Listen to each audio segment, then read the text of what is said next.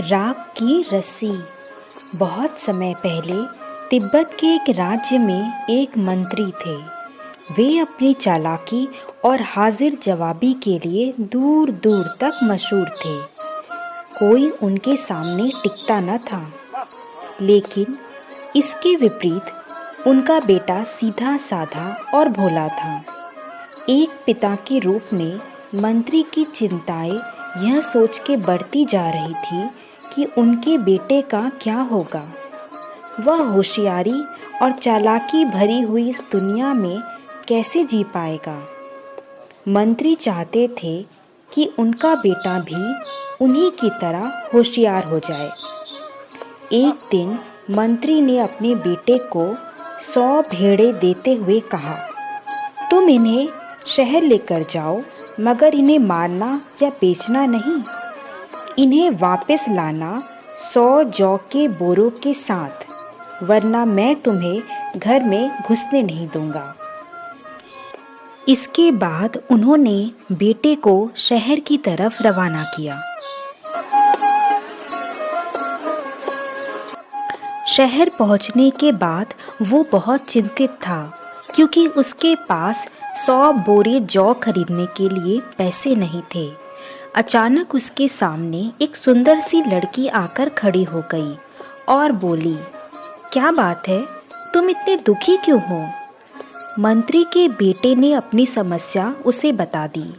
लड़की बोली, दुखी होने की कोई बात नहीं, मैं इसका हल निकाल देती हूँ। इतना कहकर उसने भेड़ों के बाल उतारकर बाजार में बेच दिया और उससे मिले रुपए से 100 बोरे जौ खरीदकर लड़के को वापस भेज दिया।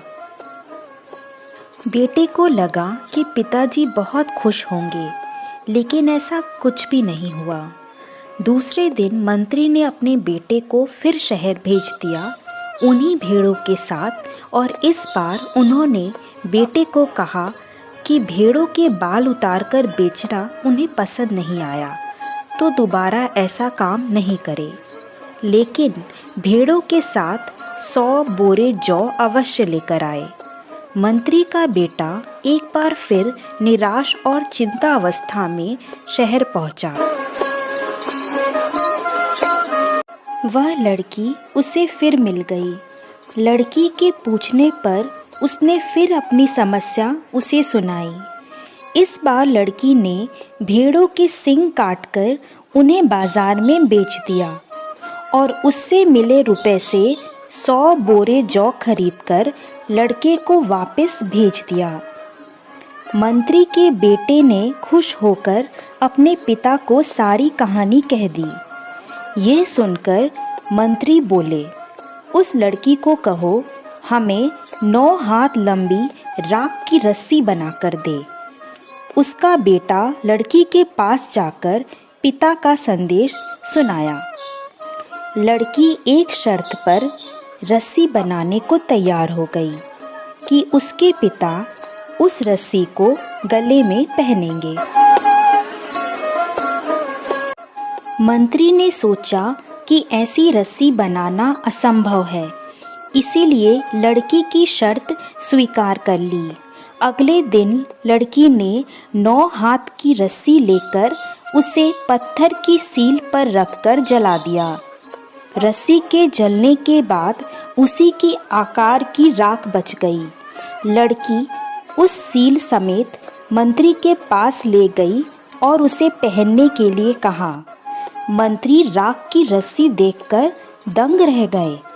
लड़की की समझदारी और सूझबूझ से काफ़ी प्रभावित हुए और उन्होंने अपने बेटे की शादी उसके साथ कर दी। ये कहानी तिब्बत की एक लोक कथा है। उम्मीद है कि आपको ये पसंद आया होगा। अगर आपको हमारा ये चैनल पसंद आया है तो हमारे चैनल को सब्सक्राइब करें, और अगर आपको मेरा ये वीडियो पसंद आया है तो प्लीज़ मेरे वीडियो को लाइक और शेयर ज़रूर करें। Thank you.